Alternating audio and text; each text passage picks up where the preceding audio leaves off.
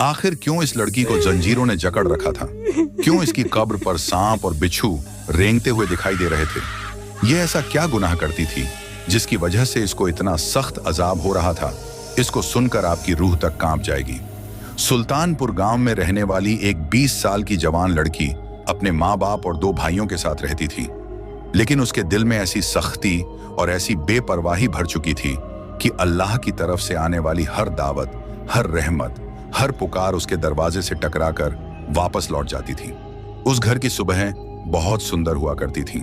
बाहर सूरज की किरणें, मस्जिद की अजान, पंछियों की आवाजें, लेकिन उस लड़की के कमरे में अंधेरा, तेज गानों की धुन और दुनिया की नकली चमक का शोर होता था। उसकी माँ हर सुबह उसके दरवाजे पर दस्तक देती, बेटा फज्र का वक़्त निकल रहा है, लेकिन अंदर से बदतमीजी में डूबी हुई एक तिरस्कार भरी आवाज आती, मम्मी प्लीज परेशान मत किया करो, मेरे पास ऐसे फालतू कामों का टाइम नहीं है। और ये सुनकर माँ का दिल टूट जाता, पर वे खामोश रह जाती, क्योंकि उन्हें उम्मीद थी कि शायद आज नहीं तो कल अल्लाह उसकी रूह को नरम कर देगा। लेकिन लड़की तो किसी और ही दुनिया में खो चुकी थी।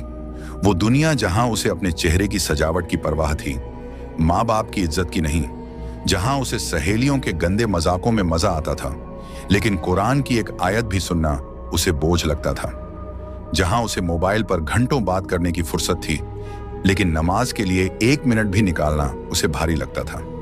उसकी माँ रसोई में जली हुई लकड़ियों के धुएं में दिन गुजारती, मगर लड़की आईने के सामने खड़ी होकर अपने चेहरे के रंग बदलती। माँ बीमार पड़ जाती तो भी वह कहती, मुझे अपने काम है, मैं कोई नौकरानी नहीं हूं। घर में बड़ा भाई मेहनत करके रोज का खर्चा पूरा करता, लेकिन बहन उसकी सलाहों को मजाक बनाकर टाल देती, तुम्हें अपनी जिंदगी देखनी चाहिए, मेरी नहीं। छोटा भाई बेरोजगार था पर दिल से नरम। एक दिन उसने बताया कि उसे बुरा लगता है जब बहन मां से झगड़ती है, मगर लड़की गुस्से में आकर बोली, तुम पहले खुद कुछ कमा लो, हराम की रोटियां तोड़ते हो और मुझे समझाते हो, मुझसे दूर रहो। उसके इस जुमले ने भाई के दिल को चीर दिया। मां की आंखों से आंसू बहने लगे और बाप ने पहली बार सिर झुका लिया। लड़की की जुबान ऐसे जहरीले तीर चलाती थी कि घर की दीवारें भी सहम जाती। मगर सबसे बड़ा गुनाह था उसका नमाज के लिए चिढ़ जाना, अल्लाह की बात पर ठहाके लगाना और अपनी मां से बदतमीजी करना। वो कहती, मुझे नमाज में कोई दिलचस्पी नहीं, ये सब बूढ़ों के काम हैं। उसके ये जुमले जैसे आकाश को चीरते थे, लेकिन वह बेफिक्र थी। समय गुजरता गया और उसकी बेअदबी और बढ़ती गई। उसके चेहरे की चमक नकली थी, दिल की सख्ती असली। कभी कभी माँ उसे देखती और दिल में सोचती, या रब, ये कैसी बेटी पैदा की मैंने जो तेरी रहमत से इतनी दूर चली गई। लेकिन माँ की दुआ भी तभी असर करती जब दिल उसके लिए खुला होता, और लड़की का दिल तो जैसे पत्थर से भी ज्यादा सख्त हो चुका था। फिर एक दिन अचानक उसका शरीर हल्का हल्का दुखने लगा। उसने सोचा मौसम की मार है, लेकिन अगले ही दिन तेज बुखार ने उसे बिस्तर से बांध दिया। परिवार घबराया, दवाइयां दी गईं, लेकिन हर गुजरता घंटे उसकी बीमारी को और गहरा कर रहा था। जो लड़की कभी आईने के सामने जीवित रहती थी, अब उसी आईने में अपना पीला चेहरा देखकर डर जाती। रातों में उसे अजीब सी घबराहट होती, जैसे कोई अदृश्य साया उसके ऊपर झुक रहा हो। एक रात उसने माँ का हाथ पकड़ा और कांपती आवाज में कहा, अम्मी, मुझे डर लग रहा है, ऐसा लग रहा है कि मैं कहीं गिर रही हूं। माँ ने कांपते होंठों से जवाब दिया, बेटा अल्लाह की तरफ लौट आ, तौबा कर ले, अभी भी देर नहीं हुई। लेकिन लड़की के अंदर का तकब्बुर आखिरी सांसों तक उसे थामे रहा। होंठ कांपे, दिल घबराया, पर तौबा की ताकत ना आई। बीमारी और तेज हो गई, जैसे किसी हुक्म से बढ़ रही हो। उसकी आंखें धंसने लगीं, चेहरा बुझते चिराग जैसा हो गया। फिर एक रात जब घर में सन्नाटा था, उसकी सांसें टूटने लगीं। उसने दीवार की तरफ देखा, फिर छत की तरफ, और उसके चेहरे पर ऐसा भय उतर आया जैसे उसने वह देखा हो जो दुनिया वालों को दिखाई नहीं देता। और उसी डर में उसने अपनी आखिरी सांस छोड़ दी। माँ चिल्लाई, भाई रो पड़े, बाप का दिल बैठ गया। लेकिन लड़की की तकदीर अब इंसानों के हाथ में नहीं थी। उसके जनाजे को गांव की औरतों ने रो रो कर उठाया, मगर कुछ बुजुर्ग औरतें फुसफुसा रही थीं। इस लड़की ने अपनी माँ की कितनी बेअदबी की थी, अल्लाह खुदा रहम करे। जब उसे कब्र में उतारा जा रहा था, अचानक मिट्टी से अजीब सी बदबू उठने लगी, जैसे धरती खुद उसे अपनाने में हिचकिचा रही हो।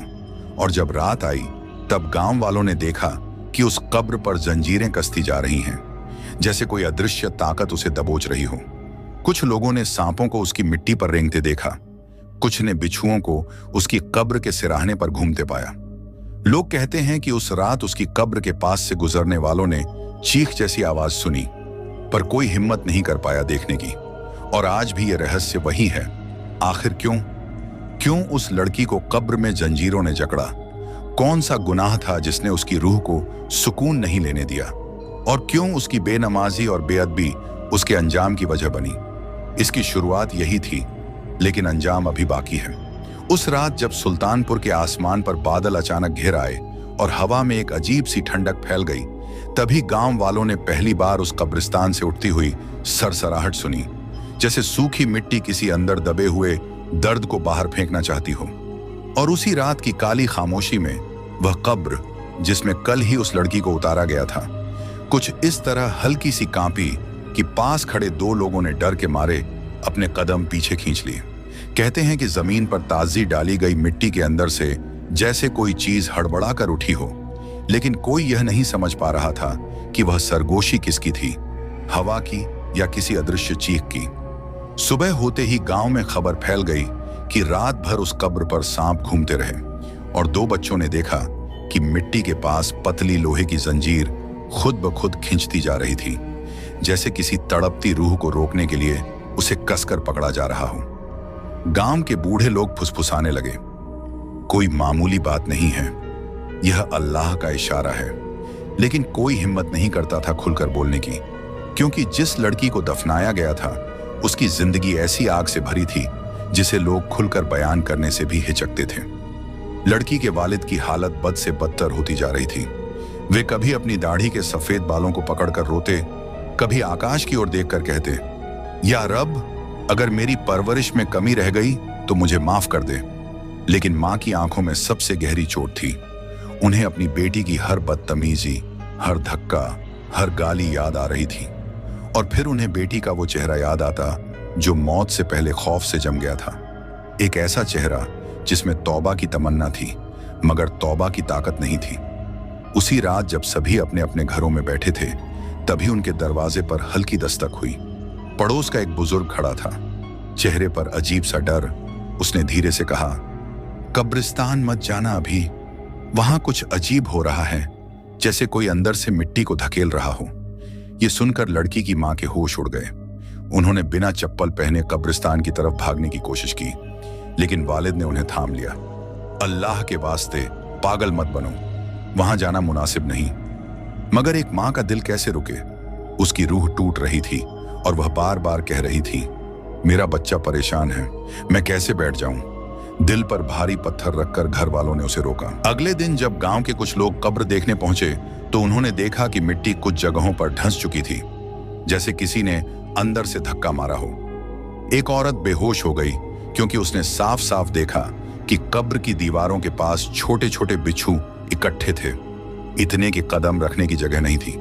लोग दहशत में थे, लेकिन वहीं दो बुजुर्ग आलिम खड़े थे जो चुपचाप कब्र को देखते रहे।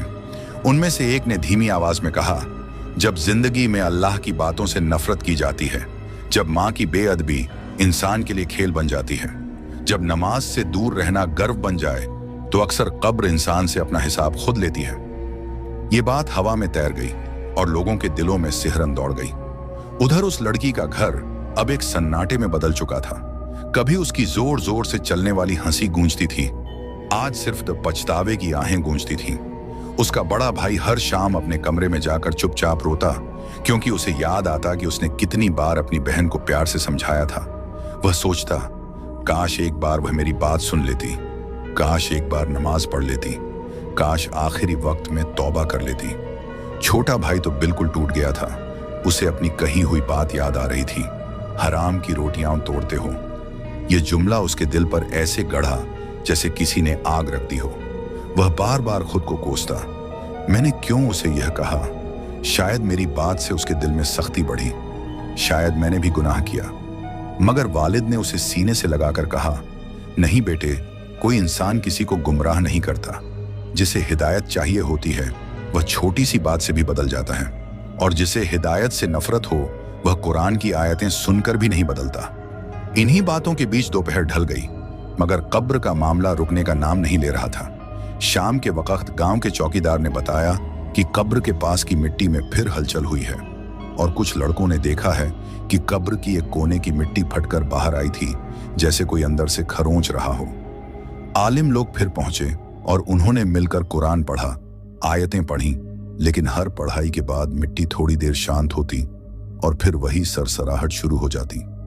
यह सब देखकर पूरा गांव एक ही बात कहता, इस लड़की के साथ कुछ बहुत बड़ा हुआ है। और फिर दिन ढलते ढलते सच का एक और पर्दा उठा। गांव की एक औरत ने बताया कि जब लड़की की लाश को नहलाया जा रहा था, तब उसके हाथों की उंगलियां अकड़ी हुई थीं, जैसे कुछ पकड़ने की कोशिश की हो या जैसे कुछ से बचने की कोशिश हो, लेकिन किसी ने इसे तब गंभीरता से नहीं लिया।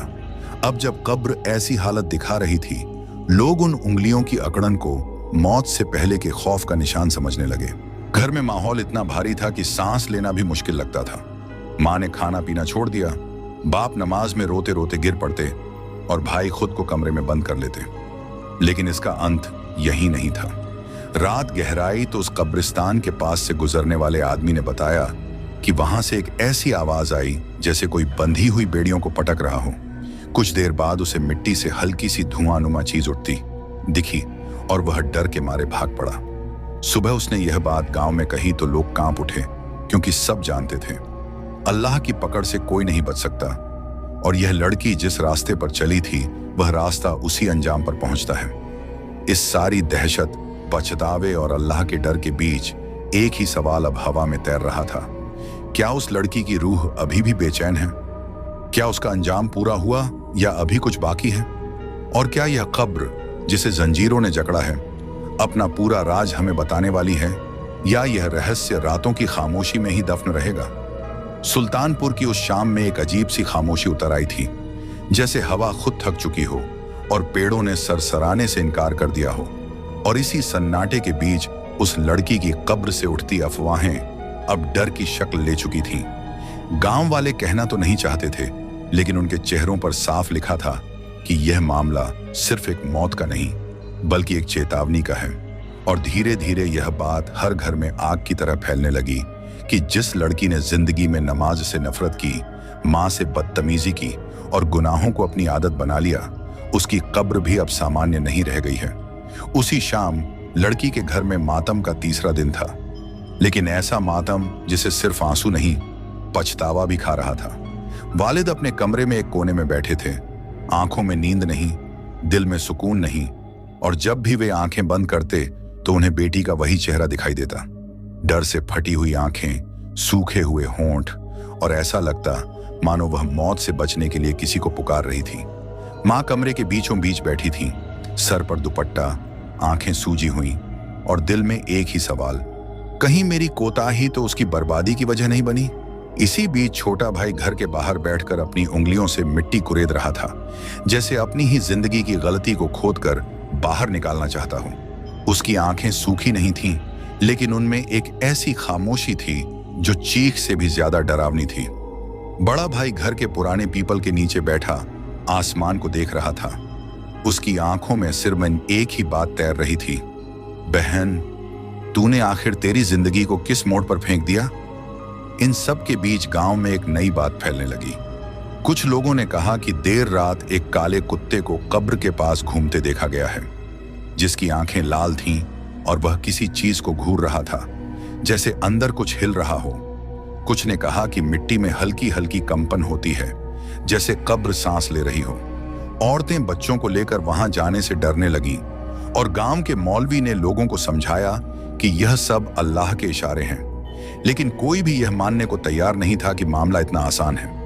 उसी रात जब हवा हल्की सी सिहरन लेकर चली, तो लड़की की मां ने अचानक महसूस किया कि कमरे में कुछ बदल गया है, जैसे कोई हवा अंदर आई हो, लेकिन दरवाजा बंद था। वह डर गई, लेकिन फिर उन्होंने अपने गाल पर नमी महसूस की, जैसे किसी ने आहिस्ता से हथेली रखी हो। वह कांप उठी और डर से आवाज भी नहीं निकली। कुछ देर बाद उन्होंने वालिद से कहा, मैं कसम खाकर कहती हूं, कोई मेरे पास खड़ा था, कोई बहुत करीब। उसके बाद ऐसा लगा जैसे कमरे में ठंड बढ़ गई।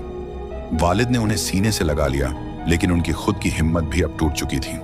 अगले ही दिन गांव के कुछ लड़के, जिनमें शरारत ज्यादा और अक्ल कम थी, यह देखने गए कि कब्र का मामला सच है या अफवाह। जैसे ही वे पास पहुंचे, उनमें से एक ने मिट्टी को हटाकर देखा और वह चीखता हुआ पलटकर भागा। उसने कहा कि मिट्टी के नीचे बहुत बड़े दांतों के जैसे निशान थे, जैसे किसी जानवर ने नहीं बल्कि किसी रूह ने काटा हो।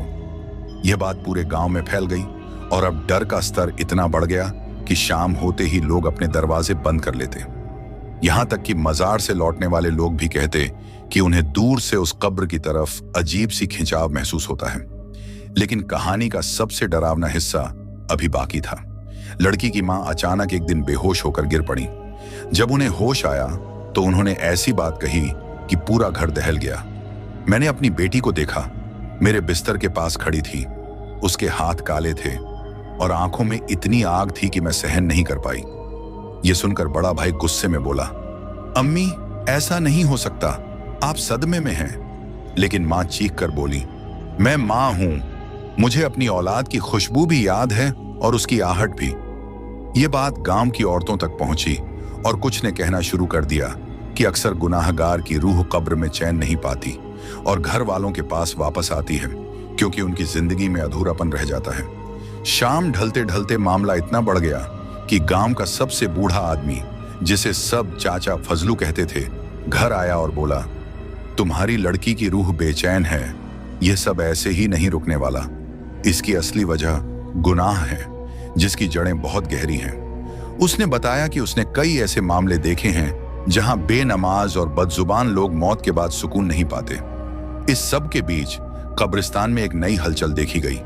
कब्र के ठीक सिराहने की मिट्टी फटकर बाहर निकली मिली, जैसे अंदर से किसी चीज ने जोर लगाया हो। यह दृश्य देखकर गांव का माहौल और भारी हो गया। लड़की के पिता फिर कब्रिस्तान गए और कब्र के पास गिर पड़े। या रब, मेरी बेटी को रहमत दे दे, उसे इस आजाब से बचा ले। वह बच्ची थी, नादान थी। उनके रोने की आवाज सुनकर पास खड़े लोग भी कांप गए। लेकिन कब्र की हालत देखकर किसी को उम्मीद नहीं रही कि मामला यहीं शांत हो जाएगा, बल्कि इसके उलट रात में कब्रिस्तान की तरफ से अब एक अजीब सी ठंड फैलने लगी और हवा हर बार जंजीरों से टकराने जैसी ध्वनि लेकर आती। गांव की औरतें कहती, उस लड़की की रूह अभी भी कुछ मांग रही है, कुछ ऐसा जो उसे नहीं मिला। और यही वह मोड़ था जहां हर किसी को लगने लगा कि कहानी अभी आधी है। असल राज तो अभी सामने आएगा, क्योंकि कब्र का सन्नाटा कभी कभी इंसान की जिंदगी से ज्यादा बोलता है। और इस कब्र में दफन वह लड़की अब भी चैन में नहीं थी। उसका अंजाम अभी पूरा नहीं हुआ था और अल्लाह का हिसाब भी अभी बाकी था। उस रात सुल्तानपुर गांव पर ऐसा सन्नाटा उतारा था जैसा किसी तूफान से पहले की हवा में होता है। एक अजीब सी बेचैनी, एक अघोषित डर और एक ऐसा बोझ जो हर घर की दीवारों को भारी बना देता है। और इसी गहरी रात में लड़की की कब्र के पास की मिट्टी जैसे किसी अनदेखे राज को उजागर करने लगी। दूर से कोई आदमी वहां जाता तो उसे ऐसा लगता कि हवा में किसी के रोने की धीमी गूंज खुली हुई है, जैसे कोई औरत दर्द से कराह रही हो। लेकिन जब पास जाओ तो सिर्फ सन्नाटा, इतना गहरा कि दिल की धड़कन भी तेज सुनाई देने लगे। लड़की का घर उस रात बेचैनियों का अड्डा बना हुआ था। मां की तबीयत लगातार बिगड़ रही थी। वह हर कुछ देर में चौंक कर उठ जाती और कहती, वो आ रही है, मेरे पास खड़ी है, उसकी आंखें जल रही हैं। और भाई जब उन्हें संभालने की कोशिश करते तो वह उनके सीने से लगकर रो पड़ती कि मैंने इसे बहुत समझाया था, लेकिन ये न मानी। मैं इसे रोक नहीं पाई, मैं इसकी मां होकर भी इसे बचा नहीं सकी। पिता बार बार बाहर आंगन में जाकर आसमान की तरफ देखते, कभी सितारों से दुआ मांगते, कभी हाथ उठाकर रोते और कभी खुद को कोसते कि शायद उनकी नरमी ने लड़की को बिगाड़ दिया।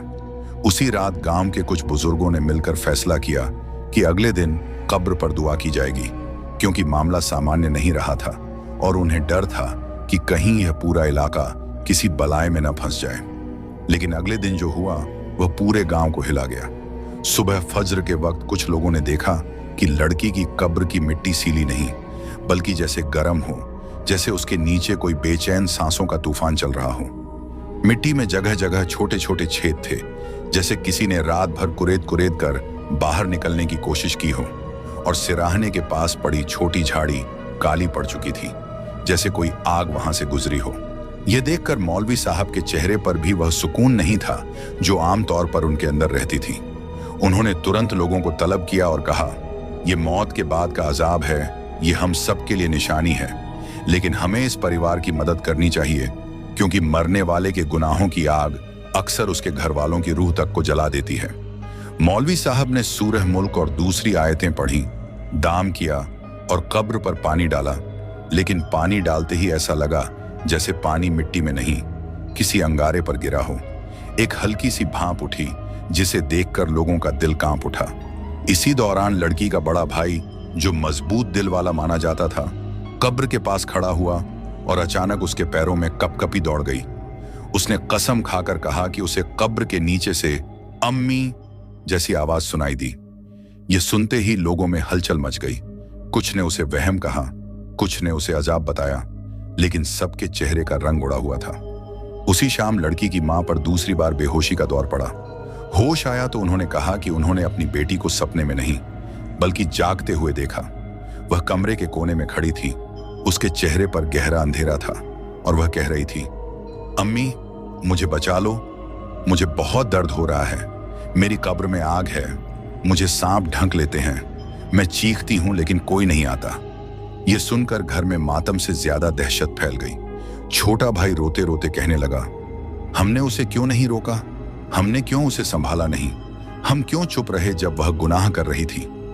पिता सुन्न थे, जैसे किसी ने उनकी रूह खींच ली हो, और बार बार सिर्फ एक ही दुआ करते, या अल्लाह इसे रहमत दे दे, इसे इस अदृश्य आग से बचा ले। उसी रात गांव के दो नौजवानों ने एक खौफनाक बात कही।